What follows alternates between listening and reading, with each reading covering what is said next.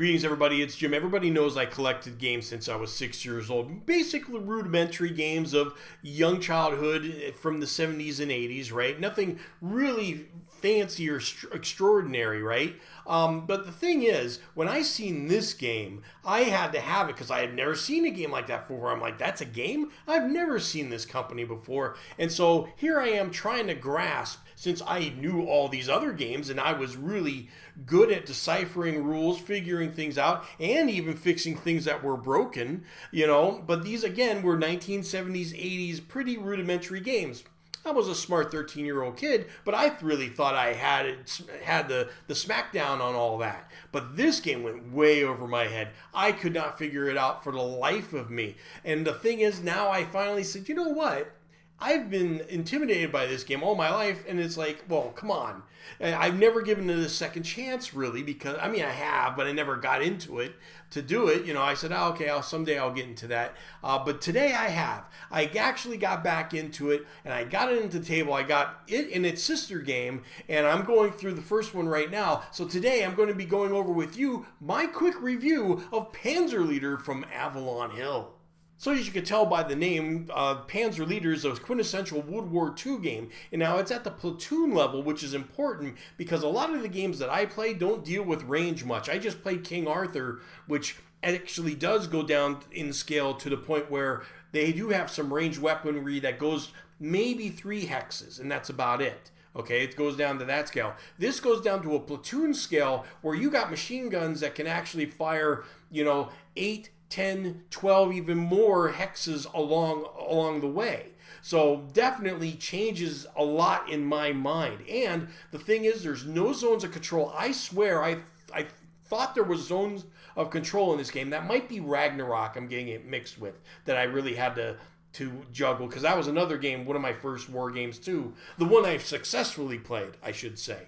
I got that one for some reason. I couldn't get this, and I'll get into why, I think, in a little while. But the thing is, this comes with 4 geomorphic maps. You see 3 of them here, and I love them just like I do Victory from Columbia Games, because you could switch them around and you get a kind of a different battle. Yeah, sure, once the forces are on one map board, you're kind of used to how to handle that area, but from going from A to B to C in a different way, and it can go lengthwise too, I do believe, actually. You can really make some wild scenarios here, but to make the most sense, it should go like you're seeing here, going attaching lengthwise to each map. But this was a pretty cool setup. I laugh, though, because even now, about a month ago when I got these games, because, I found it on eBay, or no, it was Facebook Marketplace, and I got a really good copy of Panzer Blitz. And I said to myself, yeah, I'm going to finally do this thing. I'm going to tackle this. And I'm thinking to myself, as I'm reading the rules at night, I'm like, well, I'm getting the hang of this already, because this isn't much different than playing Ogre. For some reason, I had it, even to this day, convinced in my mind that Panzer Leader was this big slog of a game. And it does get into some complication. I will get into that, as I said, in a little bit here. But man, if you can handle Ogre, you already have the building blocks of Panzer Leader. So here we have the first scenario set up and ready to go. But the basic idea of this is just like, I'm assuming, just like Starship Troopers, where every new scenario is a new layer of learning. I haven't done that yet to find out if that's true in Panzer Leader, but it does seem like at least this first scenario, they're sticking with the basics. Basically, as the Allies, you're going to be learning close assault tactics, while the Germans are learning how to load and unload troops efficiently. Okay, and trying to stay out of the way of knowing when to unload them, because if you lose your transport, you lose anything that's in the transport as well, right? And it's usually a machine gun. So that's basically what you're set up for in the first scenario.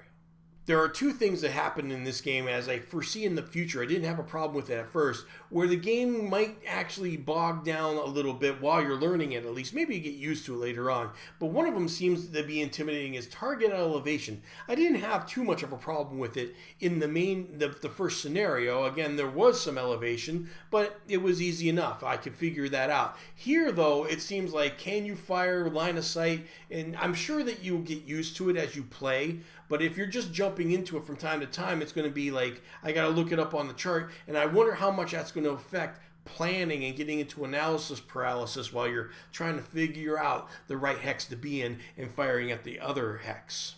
Another thing I would have liked to have seen in the rules, or at least on another sheet, as they had the terrain effects chart giving you the exceptions of everything that regards the terrain or the elevations. I would have liked to have seen a chart of all the units and their exceptions, okay? There was a number of times I'm like, wait a minute, the half tracks get an exception to something. I can't remember what the rule is, you know? So it's one thing to have it in the rules under the rule itself, but also just so I can look up, because if you forget the rule it belongs to, look up the unit and say, okay, this is what half tracks get. Like infantry, they get a bonus shift for their whole stack or their whole attack to the right on the CRT, which is important. You wouldn't want to forget that. One of the things about being one of the quintessential World War II games of all time is there's people to this day that are still playing it, even at the beck and call of other games that are out there that people may say are better. It's like they are just here trenched in. This is what they play. Again, it is a game where you do have to have. There's a learning curve, and you got to stick with it if you really enjoy it. And some people, once they get comfortable, it's like, I don't want to learn a new game. This one's my game. It's good enough for me. And the good thing about it is there's so many people that feel that way that when I had a question and I put it on Board Game Geek, it was like within an hour I had like 3 other people, giving me an answer. So you definitely know the fan base is still active. All right, so here's what was perplexing me about, basically it comes down to dispersion, okay? Here's a combat results table, just like any other combat results table. X means it's eliminated straight out, an asterisk means there's no effect, and a D means dispersal, and so does DD actually. It means dispersal, which in this game means you flip the counter over and it loses its turn. At the end of the turn, it flips back over, okay?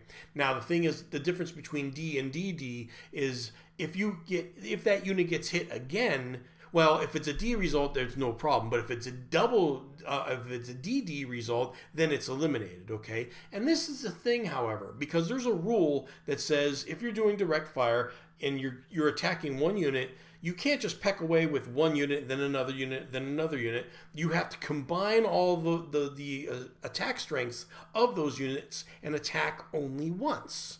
Okay, which is not unusual. I've heard that in other games. The thing here is, because you can only attack once, once a unit's dispersed, how can you attack it again? Because by the time the next turn comes around, it's going to be flipped back over. So what it really comes down to, and I got this confirmed with everything else, it is kind of like you do have to use a combined fire if you think you're going to get a double dispersal result. You're going to have to hit it from one direction, and then somebody else is going to either an air attack, artillery indirect fire, or something else to make that happen. The most you can do, unless you have overwhelming combat odds, is just disperse them for a turn. And the reason this was being a problem with me is because I'm trying to get into the city, and I had the forces surrounded. I may have had a few off doing something else, but basically I'm like, wow, I'm at basic at 1-to-1 combat odds. There's no way that I can get in. There's no way. But the thing is, there is an engineer which actually shifts the units to a bit to the right. That gives you a column shift to the right. But the problem is because the number of units that were in there were so high as far as their defense goes, because they combined, and when you're doing an attack, they're combined as one unit when you're in the city. So their defense is way up there. So I barely had a 1-to-1, including the shift from the infantry, and I just couldn't get through it. I couldn't fathom it. But now it makes a little bit more sense. So maybe I just got unlucky, and the Germans just had a big set force there that I wasn't going to make it through.